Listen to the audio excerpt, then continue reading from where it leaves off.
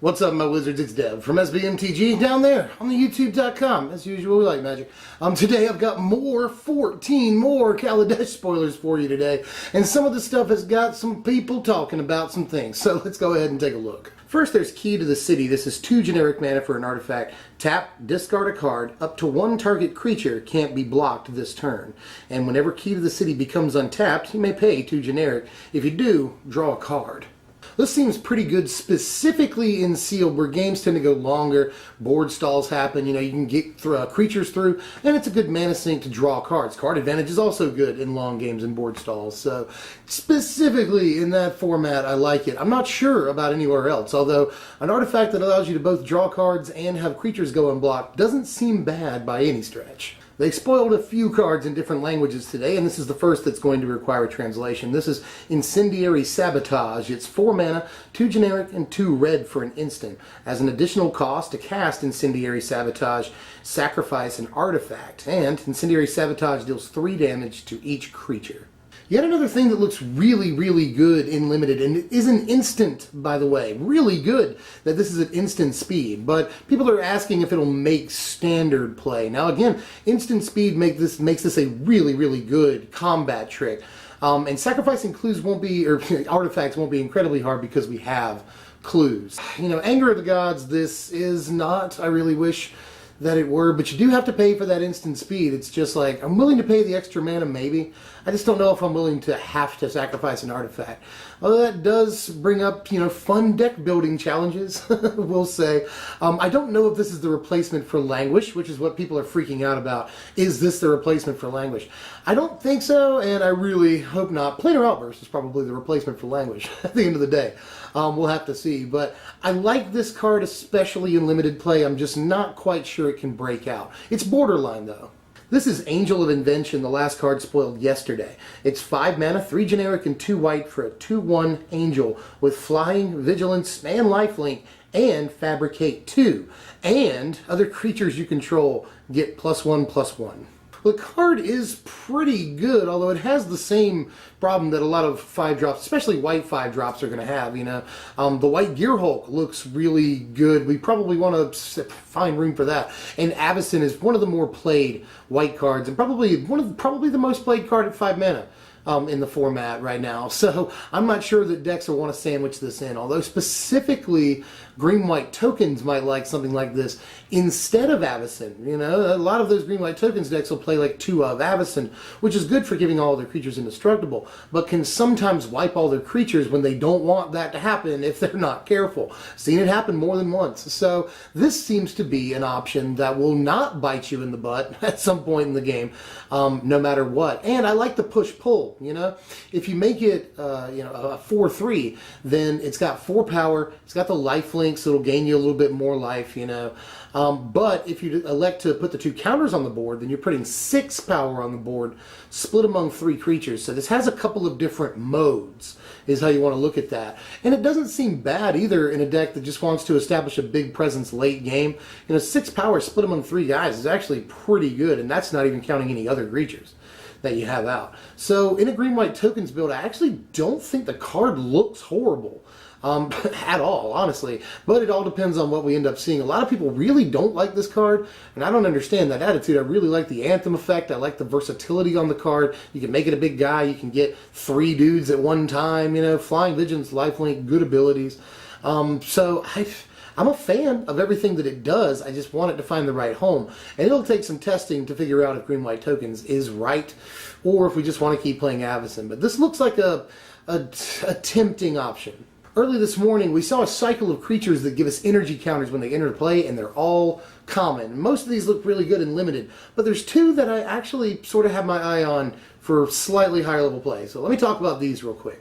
First, I'm going to show you 3. There's Thriving Rhino, Thriving Rats, and Thriving Ibex. All of these are creatures that, again, give you energy counters when they enter the battlefield. And none of them look bad in limited play, especially Thriving Rhino. I think he looks pretty good in a green-red energy deck that we're going to be drafting up, or maybe even a sealed deck. The way to look at these is the max they'll ever get in most games is, is 1/+1/+1 counter. It depends on what you're using your energy on, how you draft your deck up, all that. But I like to look at these as like Thriving Rats is a 2-3, basically. But I don't want to think it'll get much higher than that. So Thriving Rats, 2 mana 2-3 is pretty good. That's not bad in limited. But Thriving Rhino looks the best to me just because it already has a deck it definitely goes into.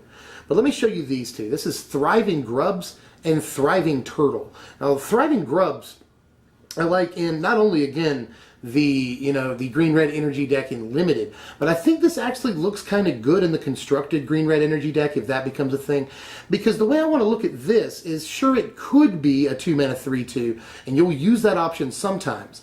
But what I like about this is that it's an on-curve 2 mana 2 power guy that gives you 2 energy to play around with. Thriving Turtle might be my favorite of the bunch, not only because it's a King of the Hill joke. My new name is Energy Turtle. But also because it's a very early, good blocker with 3 toughness on the first turn.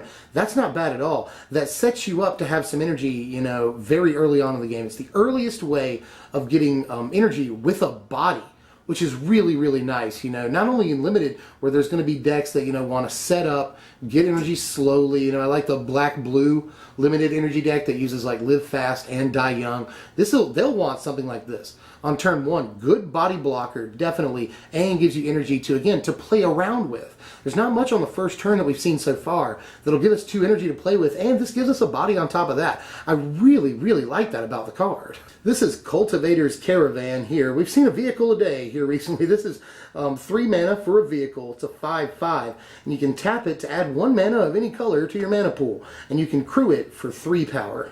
So like super beefy Lifespring Druid is what this reminds me of, basically. A 3 mana artifact that taps for any color, we actually already have things like that in Commander that see play. So having that option on a thing that can also swing for 5, seems pretty good right there.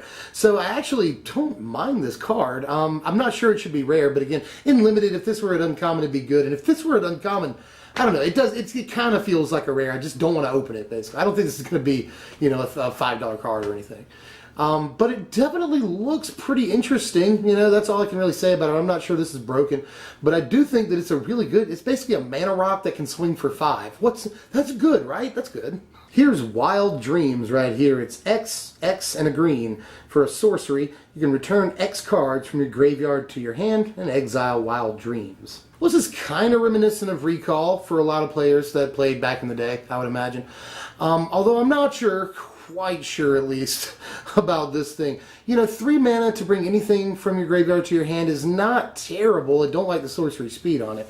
And 5 mana to get 2 cards back is probably not the worst deal ever, but I'd like the deal to be slightly better, is all I'm saying. And this could see possibly some play if there's like a combo deck or something with it, but outside of some weirdo possibility like that, I'm not sure that it actually sees play. I want to be a fan. I really would like to be a fan of this. I'm feeling like the investment is really, really high. Here's Kambal. I'll say it like the suit. Kambal, Consul of Allocation. He's 3 mana, a generic, a white, and a black, for a 2/3 legendary human advisor. And he's got, whenever an opponent casts a non-creature spell, that player loses 2 life and you gain 2 life. This looks like a pretty good removal magnet. It's probably what he's going to be a lot of the time. But I do like it in Commander, maybe not as your Commander, maybe, I don't know. But, sort of as a supplementary card, I can see him there. And maybe in Standard, a lot of these cards are red. People are comparing this to Eidolon of the Great Revel. I don't know about that. I think Eidolon's way better. But this at least looks cool, maybe a sideboard card against some stuff. If you're playing against the Thermo Alchemist deck, maybe, they'll probably just kill this. Or maybe just a straight up control deck, like let's say Esper Control or Blue-White Control is a thing in the upcoming format. This looks like it could be okay against it, but likely it'll just soak up removal once, But, that being said, sometimes these cards are played, and usually cards like this, again, are red and just deal damage to the opponent. They don't also gain us life. So there's a cool push-pull there where they're like, can I afford to lose 2 and have them gain 2 just to play this, spell? So it is interesting in that it will influence your opponent's choices. But I'm just not sure at the end of the day how much play this sees. Maybe, again, as a sideboard card. I could see that.